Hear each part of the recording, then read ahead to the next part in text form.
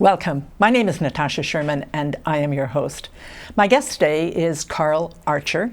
He is an elder law attorney, but he's here to talk about his weight loss journey, which includes dieting, surgery, and everything involved in that process.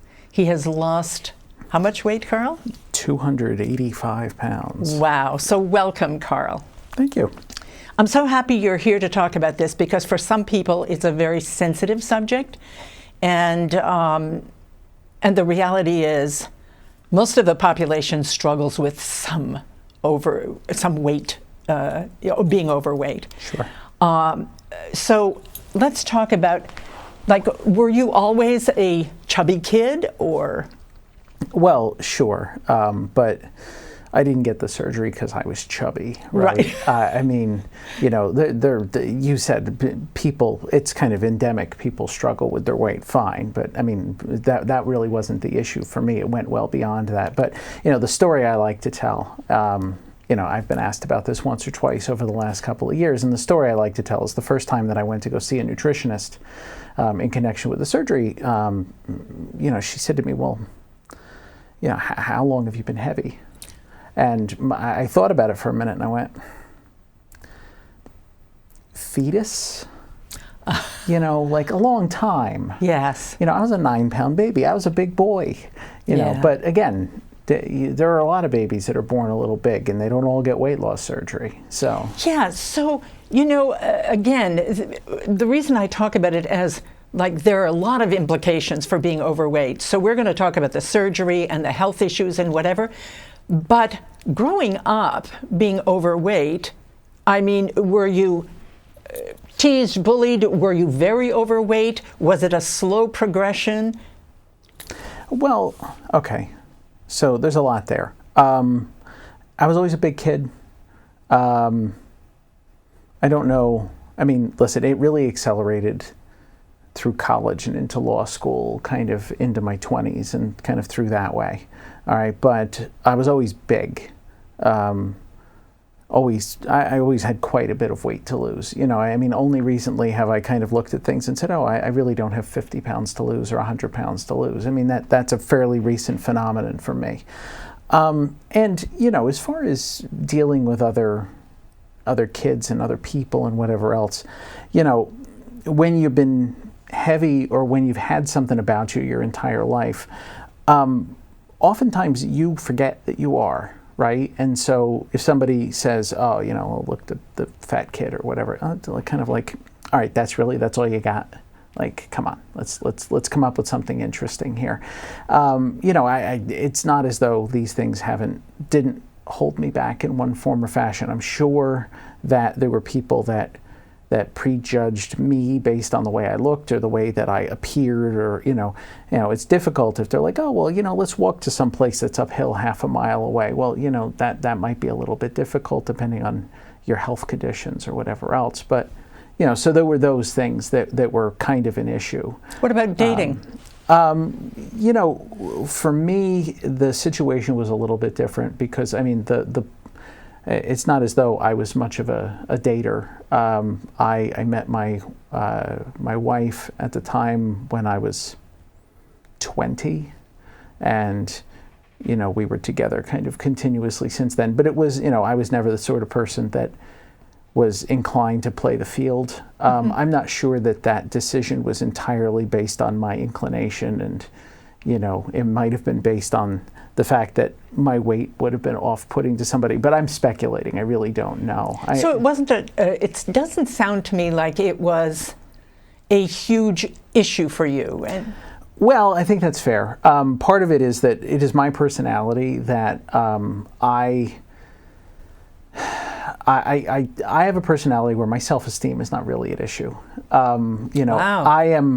We need the formula for that. Well, listen, I'm sure I have emotional baggage. I know I do. My therapist tells me so. But, my self-esteem, listen, I have an idea of who I am and what I'm good at and what I'm not good at. And, if somebody is going to try and take me down for my weight or for something like that, listen, that is as much as anything else about them as it is about me, and I kind of go on and do what I do. And again, when you've been heavy your entire life, you don't really think about it as, well, they're doing this because of my weight. Because again, that's like me saying, well, they're doing it because of the color of my eyes. So the color of my eyes hasn't drastically changed since I was a little kid. So I really wouldn't think about that as the first problem. It would be, did I walk in and there was something green in my teeth? Well, all right, that might be more of an issue. Wow, that's pretty interesting. But again, that's me, right? I have heard. I can't tell you how many people who have talked about, in support groups and whatever else, who've talked about being bullied or about how their self-esteem is at issue. It's very, very common. It's just not my experience. Wow. My experience is, I was who I was, but I found myself as I got a little older, and I'm not old certainly, but as I got through my 20s and into my 30s, I found that the pool of things that I could do easily was starting to become restricted. And, I was the sort of person who would walk into a room and I wasn't looking up, I was looking at waist level because I was looking to see where the chairs were that didn't have arms on them, because the ones that did have arms were likely to cut off the circulation to the lower half of my body. Or, I needed to be able to see where the door was, or if I was walking somewhere and, I wanted to get to a place early so I had a parking spot so that my back wouldn't hurt when I walked in. These are the things that now I forget about, because, if I had to park a half a mile away, aside from the fact that maybe it's raining out and I don't want to get wet, but I wouldn't have even thought twice about it. And that's because in my current physical condition, or in somebody's current physical condition, it's not remarkable that they could walk a half a mile. But in my physical condition, it certainly was. So did anybody in your life say anything to you? All the time. Okay. I heard it all the time. But the thing is, I heard, but there's a difference between hearing and listening, right? Yes. And so eventually one has to internalize these things and be ready to go. And what do you think it was that got you ready? Well, I was just, to take a phrase, sick and tired of being sick and tired, right? I wasn't chronically ill. I didn't have, for the most part, I didn't have major comorbidities. It wasn't as though I was diabetic or I had a heart issue or, whatever. But again, there's just the pool of things. Somebody says, nobody was asking Carl if they wanted to go out and play baseball, because Carl, everybody kind of figured Carl can't get up and do anything. Nobody was saying, hey, Carl, you want to go for a walk? Because Carl can't really go for a walk. It was very sedentary, stationary kind of activities. So you were married. Did you have children? No. And did it become problematic in your marriage? I'm going to lawyer you. What do you mean, it? The weight. Well, because again, couples can argue about, you're not taking care of your health, you're going to die, Well, sure. But that's only one of the ways that it could be an issue. So it turns out that, when people, generally speaking, have weight loss surgery, it often causes drastic physical changes in those people, right? And so if you have a relationship where one person makes a drastic physical change, it can cause strain on a relationship. And so that's not solely my experience. It is. I've heard that. It is very, very common that if there is stress in a relationship, it will be highlighted by a drastic physical change. Because listen, a weight loss surgery is a big physical transformation, and that's what people see and that's what people recognize. The key to making it work is between your ears. Yes. And so. And the key to making it work within the dynamic of whatever your family or whatever your relationships are is within the ears of the other people as well. Yeah. And so, it's just one of those things where you have to be acutely aware of how those things affect people. Yeah. Yes, it's no just, okay, before and after, and nothing in between in terms of the emotional and, Yeah, there's no, I mean, you'll see, no doubt, you'll show before and after Yes. pictures, but they're devoid of context. I mean, yes, Carl was a lot bigger on the one side, and Carl was a lot less big on the, okay, fine, got it, I understand. But, you know, the mental changes that were necessary. I mean, you know, I mentioned the therapist as a little, you know, again, throwaway joke, but like one of the things that they make you do before you have surgery is they make you see a therapist. And a lot of people go and they see the therapist, they get the clearance, and then they're done with the therapist. I went and I never stopped because I realized there was stuff there. There were issues, you know, and so the therapist has helped me kind of discard kind of the things that I think or the conclusions that I make about myself that are, you know, that don't stand up to scrutiny, okay, or to become a little bit more self-reflective. There's a vernacular that I'm not using because we're on the air, but you know, the idea is that I need to be called on those things sometimes so that I can recognize that about myself and then move on. And so that's a profound journey, and I want to probably ask you more questions about that, but I want to have time to ask you, at what point did you say, okay, I'm done, and tell us about the surgery? Okay, so again, I don't know that there was an event or an epiphany or whatever, but again, it was just, there comes a point, and perhaps this is a function of my personality, which is kind of like, all right, this is enough, yeah, and go figure it out. And so I scheduled an appointment with the surgeon's office, and there are a great many surgeons that do this. The surgeon that I used was based out of Raritan Bay in Oldbridge. Anybody who wants to talk about surgery and can get a hold of me through the contact information that you have, and I will tell them all about the surgeon that I had. Oh, that's great. I absolutely adore the surgeon and his practice, and you know, so on. And so they schedule you for an appointment, and you go in and they get you on the scale, and then they talk to you about the range of possible surgeries and you could said have. Before the show that you didn't know your exact weight, but when you look down, the number started with 5. Yeah, that's the story I always say, is that, you know, people say, well, what was your high weight? I don't know. I mean, you know, when you get to that weight, there are logistical issues involved with using scales, but also, why did I want to go on the scale? Like, I got it. The number was not going to be a good number. You know, it's like showing up to a place every day and having some guy hit you in the head. Like, eventually, you know what's going to happen. It's not pleasant, so you stop doing it. All right, so you walk into this. I walk in the surgeon's office, and I get on the scale, and the number starts with a 5. And, you know, for a guy who's 5'8", it's a little pudgy. A little. So, you know, you kind of got to do something about that. My BMI, you know, and you talk about, BMI is an imperfect thing, but it's what the insurance companies use, and it's whatever kind of indication. But, you know, a normal BMI for somebody might be 25. You know, they see somebody who's overweight might be as much as 30. Again, these numbers are not perfect, but right. is what it is. My BMI was 74. Oh my God. Okay, I was a big boy. And so the surgeon said to me, well, listen, you know, here's the range of different options. I want to do this surgery, but I can't do this surgery first, because if I do the surgery first, you probably won't make it off the table. So I'm going to do this one first, which is like a piece of it, and then we'll go back and do round 2 in like 6 to 9 months.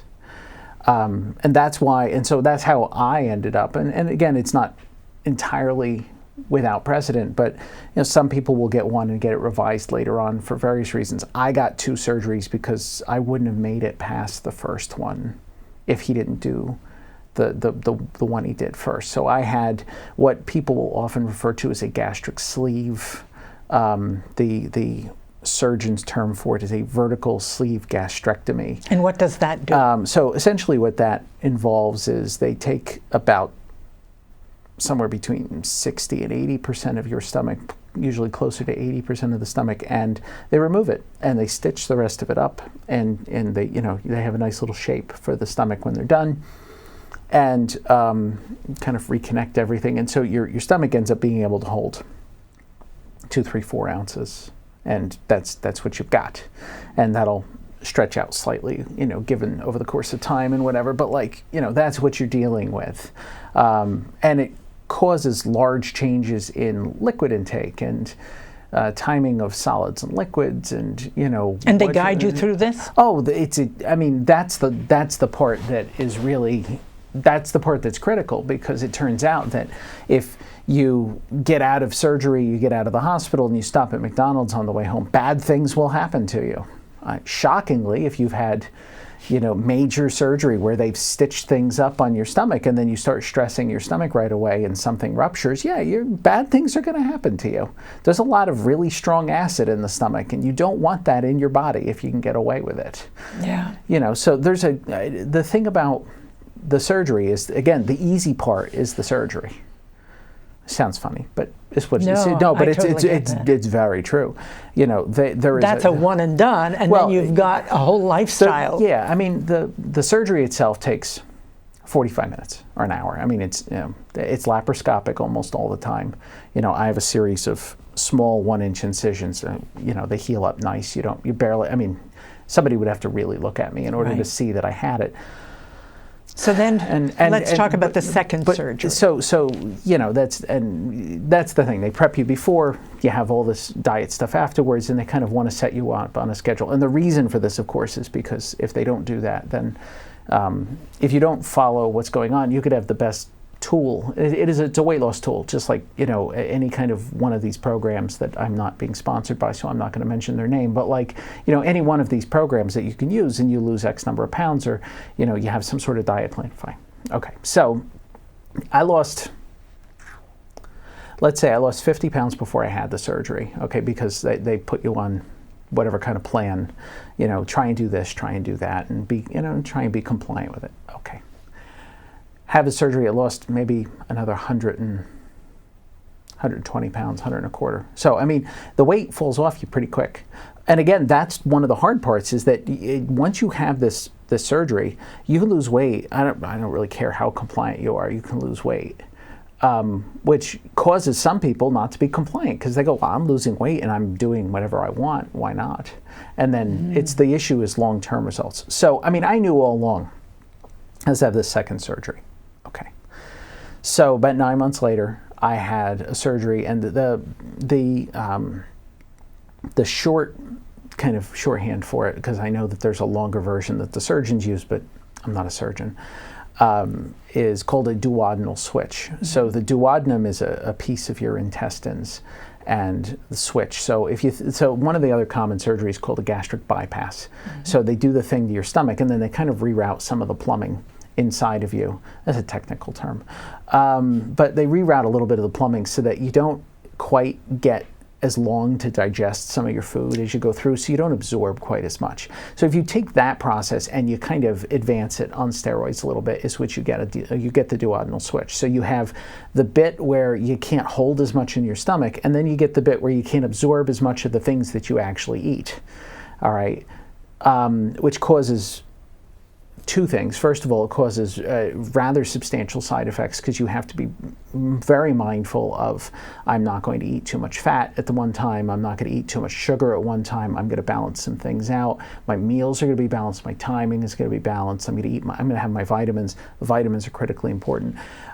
Because you're not absorbing things, That's right. Yeah. But the second part of it is, if you do it right, the duodenal switch leads to a greater percentage of weight loss and a greater retention of the results, so keeping the weight off, for people who started really, really heavy, which is the category I fell into. This is what the surgeon happened to recommend for me, which is why we're talking about that. The surgery I had is not a terribly common surgery. Many more people just have a sleeve or just have a bypass. It's very common. I had this surgery is somewhat less common. I also was a somewhat less common case, because I walked in with really high BMI and it needed to be dealt with. So, so there was that. Now, that's a nice story, okay? And I lost a good deal of weight that way, but that isn't really how I was able to keep the weight off or able to kind of maintain the results that I have. And how did you, again, this is what's becoming so clear, it's, people do plastic surgery to fix something really quick. And even that has strong implications. But you've done this major surgery, major lifestyle change, emotional journey, seeing a therapist and a nutritionist. So what would you say are the significant things that have had you succeed? Well, so there's two things. I think the first thing is many people who have a surgery will put some weight on after they do, and they get very discouraged about it. And that makes sense to me. I mean, when I've seen the scale move a couple pounds one way or the other, it's very easy to get into your own head about it. The big thing that the surgeons had, and I would tell anybody who was contemplating it, is that you need to get into the gym. You need to develop an exercise program. I work really hard in the gym. I spend a lot of time in a gym, and it's not, listen, I'm not a gym rat by any stretch of the imagination. I was never like, a power lifter. I was never, like some sort of CrossFit or, like super athletic Olympian guy. That was never, I played football in high school, but like, I was a lineman. I didn't have to move very fast, so it was okay. Well, go to the gym, develop muscle, develop metabolism, food becomes easier to deal with. And muscle and metabolism are what are going to help you keep the weight off, because if you don't, you end up lighter, but you end up with a lot of extra body fat.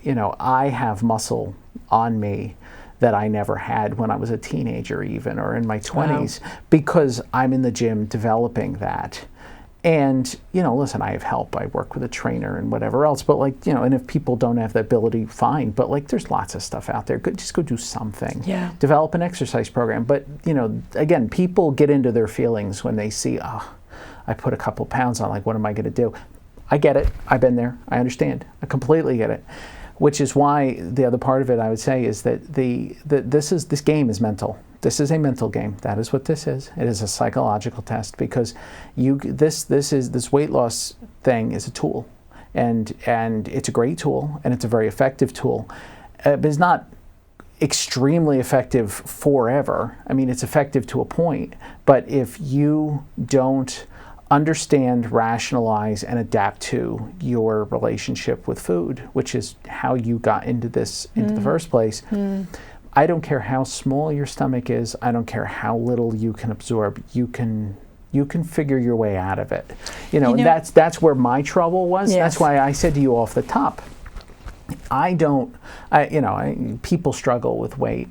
People sit there and go, geez, I used to fit into this size, and I'm up a size. And I cry for those people, a little bit of sarcasm here, but I didn't get to 502 pounds because I had a little extra food at McDonald's. I had it because, that food was a comfort mechanism for everything. Yes. I'm going to interrupt you here because we're running out of time, and I have a couple of questions I wanted to ask you, but it occurs to me a similar thing is people who win the lottery. If they don't change the way they think about money, very often the story is that they go through the money very quickly. So again, it's an inside game, and shifting your relationship to money, shifting your relationship to food, shifting your relationship to yourself. The one question I asked you before the show is, did you have to have surgery to remove all the excess skin, fat, whatever? And you said, no, you don't have to have surgery, and it's a potential thing, but you showed me what you do to help you kind of feel comfortable in your own skin. Are you willing to show that to us? Certainly, and the lottery thing, I had never heard that done that way, and I actually think that's really interesting. I agree with you, and I think it's really interesting. It's a nice point. So the question you would ask me was about plastics. Have you gotten? Are you And the answer is no. I haven't gotten. Am I thinking about it? You think about it, but plastic surgery is expensive. It is almost never covered by insurance. It is major surgery. It's painful. you know, it requires a fair amount of recovery time. I mean, it's the sort of thing where if you can do it and you want to do it, fine, and if not, okay. You know, but the question comes up when you have somebody who's lost more than half their body weight. It's a fair question. Fine, no problem. You know, and so I have not to this point done so. I've thought about it, but what I've said is, you know, I'm going to spare everybody the indignity of looking at me with loose skin, but like it's there. I assure you it's there, right? But there needs to be a way to kind of keep that under control, and it turns out that if you can kind of control that, it makes clothes fit better. You know, this shirt I bought at a department store, and you know, you buy it off the rack and it's a beautiful thing. My gosh, it's a beautiful thing. But you know, being able to buy a shirt like this without a bunch of extra skin, it makes the shirt fit better because it fits the way shirts are conventionally supposed to fit. I don't have to buy a size up for down here and then I'm swimming in it up here, you know, things of that nature. So it might be better if I stand to show what it is that I'm doing. But so the underneath here, I have this, you'll excuse the microphone, but this is a like a compression garment. You know, and again, the brand is not sponsoring me, so I'm not going to talk about it. But we as women understand compression garments. I assure you that many women have some experience with the phenomenon. But the idea is that it's not performing radically miraculous things on me, but it does have a tendency to keep me from kind of wiggling all about. And it makes me feel more comfortable knowing kind of where my body is. It gives me a little more spatial awareness in my body. And, you know, they make them upper and lower, and it turns out I really kind of do fine with the shirt. You know, not that long ago, I was wearing I was wearing white pants, which I'm not in the habit of wearing white pants, but I was wearing white pants someplace, and they were jeans and they were a little on the tight side, and so, you know, you have a downstairs kind of garment that'll work for that sort of thing. And so, you know, I felt like 5 pounds of sausage in a 4-pound case, but I looked fantastic. You know, and that's just kind of how that works sometimes. It's just fine. Carl, we're actually at the end of our time. I so appreciate you coming here and sharing all of this, being open and authentic, because I think it's so helpful for people out there who are struggling with decision making, and also to talk about the fullness or the richness of the journey, not just as one thing, but covering, you know, the psychological, emotional, physical aspects of all of this. And I would just ask, please, anybody that sees this or anybody that wants to ask, you know, to the extent that my contact information or they can get a hold of you and get through me, I like nothing better than to talk to people about this process and about what helps people succeed and what is the challenge for people, because ultimately this changed my life, and I think there's a reasonable argument that it's saved, you know, is added many quality years to my life. And I think that's very generous. If there's any chance that I could offer that to somebody else, I would like nothing better. That's wonderful. Thank you so much. Of course, no problem. My name is Natasha Sherman. Thank you for joining us.